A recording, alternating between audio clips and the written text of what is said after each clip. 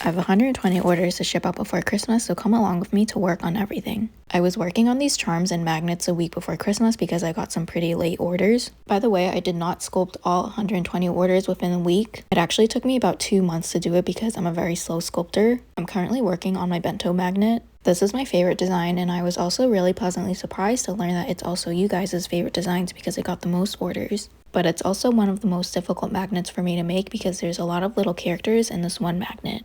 Now I'm using my star cutter to cut out some little clay carrots. I used to hate carrots when I was growing up, but now as an adult I really love eating them. I don't like raw carrots though, I only like them boiled because I'm actually allergic to raw carrots. I'm working on the tomato now, and I'm just going to clean up the edges of the stem using my needle tool. All he needs is a face, and then he can be placed into the little bento box. At this point, I was getting a little bit tired from sculpting, so I'm just going to take a little break and write out all of the name cards. Now that we've had our break, we can go back to sculpting. I have about 20 hot pot and bento charms to work through. I'm so happy that you guys like these charms because normally my original characters don't get that much recognition. Fast forward, they're all done and glazed. This is a split jump ring opener. I was recommended to use this tool in my last videos. I feel like it doesn't open the split ring as much as I would like, so I ended up reverting back to using my needle tool instead of those pliers, and I actually ended up returning them as well.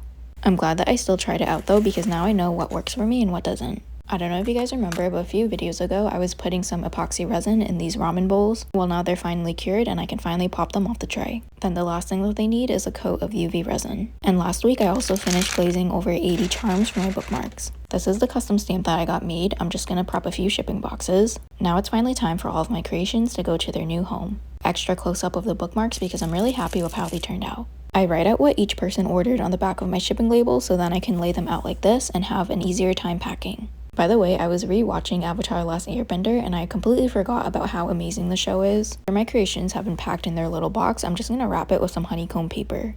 I've seen people use this to pack their plates for when they move, so I assumed that it'd be strong enough to hold up my creations during shipping. For this past year, I've changed my packaging up a lot compared to the past. This is my attempt to be a little bit more eco-friendly. Then I'm using these stickers because I actually got them for free and I didn't want them to go to waste. By the way, I do list everything that I use for packing, so if you're interested, I do have a link in my bio somewhere.